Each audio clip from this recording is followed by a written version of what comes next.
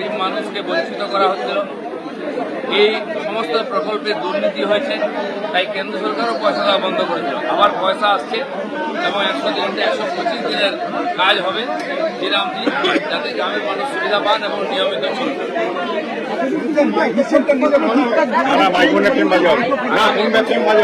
আগামী দিনে সব হিসাব ঠিক হবে। মাননীয় প্রধানমন্ত্রী বলে গেছেন সবকা সাথ, সবকা বিকাশ, সবকা প্রয়াস, এবার সবকা হিসাব।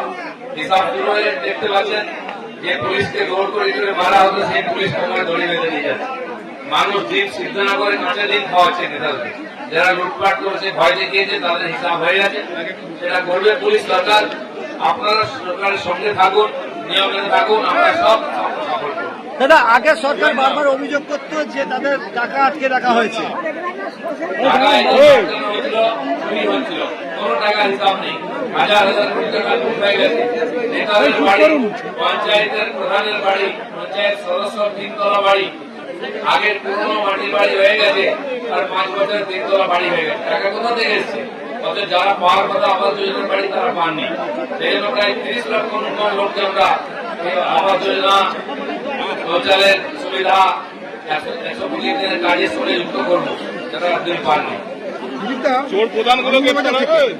বলছি যে আপনার 100 দিনের কাজ যেটা 125 দিন হচ্ছে জুলাই থেকে আপনি বললেন, এখন এই কাজ করতে গেলে পরিকাঠামোগত কতগুলো ব্যাপার ছিল, যেমন ধরুন বেয়ার ফুড টেকনিশিয়ান, মানে ওরা আধা ইঞ্জিনিয়ার, ওদেরকে নিয়োগ করা হয়েছিল। তার কারণে দেখা যায় গত 4 বছর পাচ্ছে না, ওরাও একটা পুনর্বাসন চাইছে। এটা নিয়ে কি সবাই বেতন পাবেন, কাউকে বার করা হয়নি, ছাড়া হয়নি।